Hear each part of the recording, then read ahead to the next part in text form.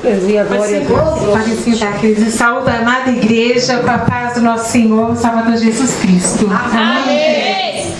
Glória a Deus, que alegria estar aqui com vocês. Queria já agradecer desde já o convite, pastor Cido, pastora, a Dilza, a Flor, a Paula, que falaram dos irmãos para mim. E realmente, na hora, prontamente, eu aceitei sim o convite. E, queridos, não há nada melhor do que estarmos na casa do Senhor. Aleluia. E quando eu já fui entrando aqui, a gente já vai sentindo, né? Eu já fui sentindo a presença do Senhor. Porque Deus habita em meio aos louvores. Queridos, Deus está aqui. Louvado seja o nome do Senhor. Pela vida dos irmãos, dos pastores, dos queridos irmãos que ministraram os louvores. E parabéns, viu? Quantos cantores! Que bênção! Nós poderíamos passar a noite toda aqui cantando. Nós já poderíamos ir embora. Porque, queridos, nós já recebemos tanto de Deus essa noite. Eu realmente estou assim emocionada diante de Deus por estar aqui com os irmãos. O Senhor marcou esse horário, esse tempo, essa noite para recebermos dele. E já estamos recebendo. Eu já recebi. Mas Deus quer mais para nós, né? Deus quer mais. Então vamos beber mais da palavra, beber mais do Senhor. Queridos, nós viemos da primeira igreja batista. Mas nós louvamos a Deus, que o povo de Deus é um povo só. No céu não vai ter placa, não vai ter nome de igreja, vai ser um só povo. Aleluia! Glória a Deus! Mas eu me sinto como uma parte da família, né? Como família aqui dos irmãos, me sinto como estou em casa. Tá bom, pastor? Eu estou como se estivesse lá na minha igreja, estou em casa. Aleluia! Glória a Deus! Glória a Deus mesmo por esta noite, pelo que o Senhor já tem feito, que tem falado. Pelo que ele ainda vai fazer nas nossas vidas. Eu quero tratar com os irmãos essa noite, na palavra de Deus, de uma mensagem que o Senhor me deu através de um lápis. Os irmãos vão pensar assim, mas um lápis? O que um lápis, né, pode nos ensinar e nos fazer pensar nessa noite? Queridos, mas a luz da palavra de Deus é só uma ilustração para todas as vezes que os irmãos olharem para um lápis, que é uma coisa que a gente às vezes tem em casa, né? Quem tem menino ou quem é adulto sempre tem um lápisinho, né? Os irmãos vão lembrar, né, dessa noite que o Deus tem para falar através da sua palavra, através de um simples lápis. Aleluia. Aleluia. Mas eu queria falar o seguinte, queridos: 5 lições que nós podemos aprender com um lápis.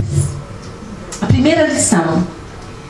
Deixa eu pegar aqui o texto, né? Você que nem o irmão Kleber, né? Cadê o Kleber aí, né, Kleber? Deixa eu pegar aqui também, me organizar aqui. Mas, queridos, o que nós podemos aprender? A primeira lição. Um lápis, ele não serve para nada se ele estiver jogado lá, né? O mais bonito que seja, por mais ajeitadinho que seja, não serve para nada se estiver jogado num canto. Um lápis só tem utilidade se alguém pegar num lápis para fazer uma escrita, para escrever algo. Queridos, e a mesma coisa é com a nossa vida. A nossa vida só tem utilidade, só serve para alguma coisa quando Deus pega nas nossas vidas. Quando Deus cuida de nós, quando Deus pega mesmo nas nossas mãos, quando Ele guia os nossos passos. Só tem sentido, queridos.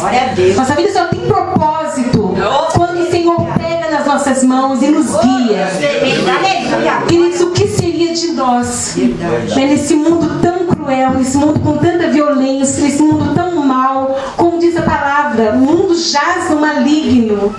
Diz, o que seria de nós se não fosse o Senhor por nós? E a palavra de Deus nos diz o quê? Se Deus é por nós, quem será? Quem será contra nós? Aleluia. Mas, queridos, como nós precisamos do Senhor para nos guiar, para nos apontar o caminho. Aleluia. Senhor, no nosso dia a dia, nós muitas vezes ficamos diante de tantas situações. E o que fazer? Que caminho seguir? Para onde ir? Que emprego, Senhor, que eu vou seguir? Que emprego, que porta que o Senhor vai me abrir? Com quem é jovem que não casou ainda? Senhor, quem vai ser o meu esposo? Quantos solteiros nós temos aqui? Quantos solteiros? Estão aguardando aí no Senhor. Queridos, uma das decisões mais importantes, primeiro, a mais importante é aceitar a Jesus, né? A primeira decisão mais importante. E depois, querido, é com quem você vai viver o resto da sua vida. Então nós precisamos, né, pastora, de nossos jovens estarem casando com pessoas que sejam de Deus, os nossos jovens, as nossas jovens, elas estão aguardando no Senhor. Mas para isso nós precisamos que o Senhor nos guie, que o Senhor nos mostre. Quantas pessoas, queridos, dentro de igrejas, têm buscado conselhos com ímpios? Se você que é casado, nunca busque conselho com o ímpio, querido, nunca. Porque o ímpio, diante de uma crise de um casal, o que ele vai dizer? Separa, larga dessa mulher, não é? Larga desse homem, o que é isso? É o conselho do mundo lá fora. Hoje em dia nós estamos vivendo um mundo de coisas descartáveis. Não serve mais? Joga fora. Não serve mais para mim? Fora. Mas, querido, a palavra de Deus nos diz o quê? Que nós devemos viver juntos para sempre. Juntos para sempre. E devemos lutar pelo nosso casamento, lutar pela nossa família, lutar pelos nossos filhos. Mas para isso nós temos que o quê? Seguir os conselhos do nosso Deus. E de pessoas do Senhor, que são os nossos pastores, os nossos líderes espirituais. Quem há uma mão que guia seus passos, é a primeira lição que nós aprendemos. Há uma mão. Não tome decisões precipitadas, queridos. Não tome decisões. Diante de uma situação, vá orar. O que a pastora nos ministrou aqui nessa noite? Que muitas vezes nós oramos mesmo quando o negócio está. Por isso que Deus permite, né, pastor? As lutas, as dificuldades. Porque se a vida estiver tudo tranquilo, a tendência é nossa, queridos. Nós somos humanos, nem Deus conhece a nossa fragilidade. A tendência nossa é: tá tudo bem. Se der, eu vou para a igreja. Se não der, eu não vou. Tá chovendo, não vou para a igreja. Esfriou, o tempo mudou, né? Mas eu glorifico a Deus porque com chuva, sem chuva, mudou o tempo ou não, os irmãos estão aqui. Glória a Deus. De criança no colo, veio para a igreja. Aleluia. O desânimo bateu, né? A angústia veio, mas vão para a igreja. Glória a Deus, queridos. Porque há uma mão que nos guia. E essa mão é o Senhor Jesus. É o nosso Deus. Ele que realmente deve nos guiar. Jeremias 10, 23 vai dizer o seguinte: eu sei, ó Senhor, que não cabe ao homem determinar o seu caminho, nem ao que caminha o dirigir os seus passos. Queridos, não cabe ao homem. Não cabe ao homem. Cabe ao Senhor Jesus dirigir os nossos passos. Que o Senhor Jesus realmente pegue em suas mãos, esteja realmente com você e fale: querido, é por aqui, querida, é por ali, siga os meus passos. Queridos, a segunda lição que aprendemos com lápis: saiba suportar algumas dores. Saiba suportar algumas dores. O lápis, para ter uma boa escrita, ele precisa do quê? Uma boa ponta. E para ter uma boa ponta, ele precisa ser apontado, né? E o apontador vai torcer o lápis. Às vezes a pontinha vai quebrar, vai continuar torcendo. E muitas vezes é assim, não é, queridos? Nós nos sentimos diante de uma situação difícil. Parece que a gente está sendo torcido, né, pastora? Gente, é incrível, diante de uma crise, de uma situação difícil. Parece que a gente está sendo moído ali.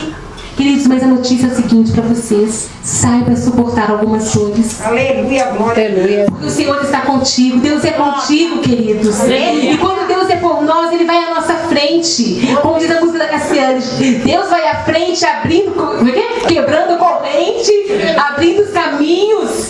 Ele vai à frente. Aleluia, glória. A palavra de Deus nos diz o seguinte, em Romanos 8, 28. Sabemos que todas as coisas, todas as coisas cooperam para o bem daqueles que amam a Deus, daqueles que são chamados segundo o seu propósito. Todas as coisas, queridos. Muitas vezes no momento a gente não entende. A gente fala: meu Deus, mas por que eu estou passando por essa situação? Olha aí. Eu vou testemunhar com vocês, queridos, a história do meu esposo. Meu esposo, o nome dele é Gilberto, é o pastor Gilberto, na primeira igreja, né? Nós estamos ali já há 8 anos. Nós viemos de São Paulo, de um outro ministério. E graças a Deus nos enviou para cá, queridos, que é a região mais bonita, né? Do estado de São Paulo, do Brasil, é São Vicente, não é, pastor? Uma cidade bonita, né?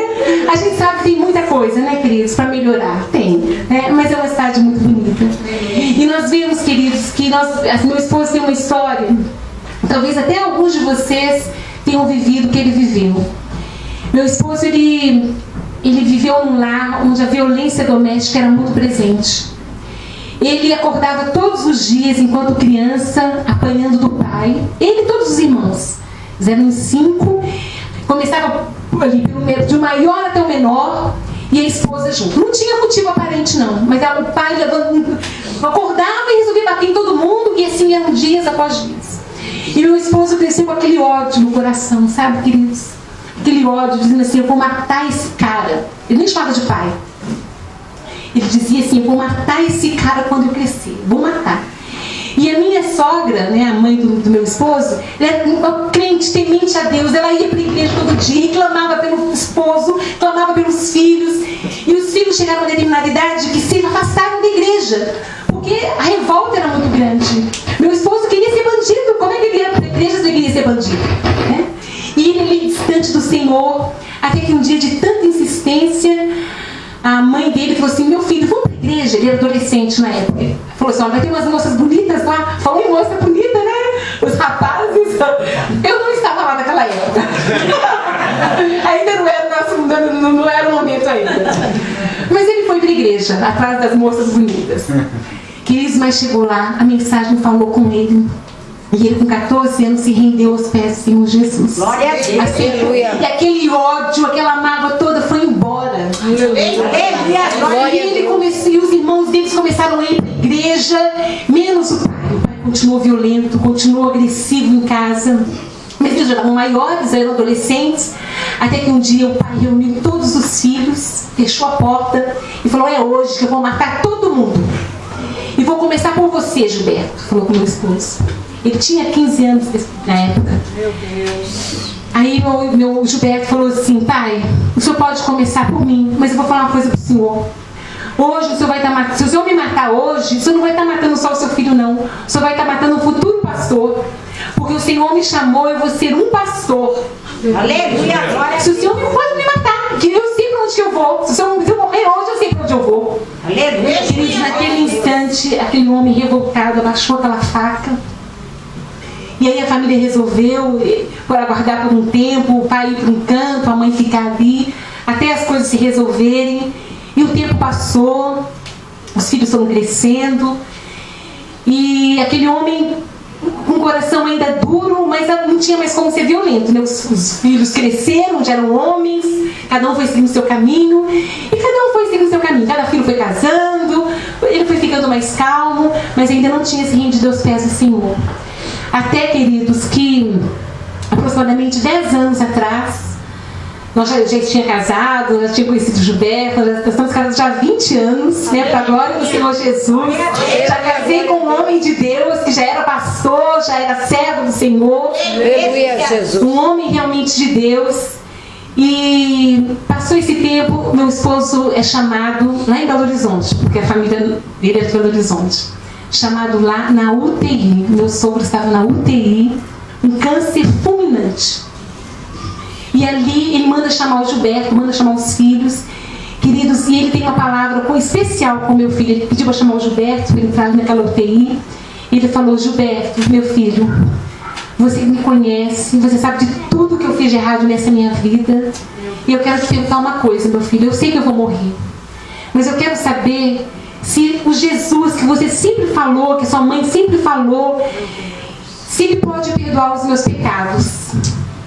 Queridos, naquele instante, meu esposo falou assim com ele: pai, Jesus que morreu na cruz, não tem nenhum pecado, não existe nenhum pecado que Jesus não pode perdoar. Não existe, queridos, nenhum pecado. A música que o Kleber acabou de cantar falou bem isso. Podia ser podia ser minhas mãos, podia ser os meus pés. Mas, queridos, o sangue de Jesus nos remiu de todos os pecados. Todos os pecados. E naquele instante, o meu sogro se rendeu aos pés do Senhor Jesus, fez uma oração de confissão, entregou a sua vida para o Senhor Jesus. E, queridos, naquele instante, passaram poucos dias depois, Deus levou, né, o meu sogro. Mas já levou um homem já salvo, restaurado. E a família diz que nunca viu um semblante tão bonito, né, do seu Antônio, o nome dele, como ele estava naquele caixão, queridos. Nunca viram um semblante tão em paz como naquele momento. Queridos, ele entregou a sua vida para Jesus. Foi uma vida de dores, foi uma vida de sofrimento. Mas hoje estão todos os filhos ali, todos servindo ao Senhor. esposo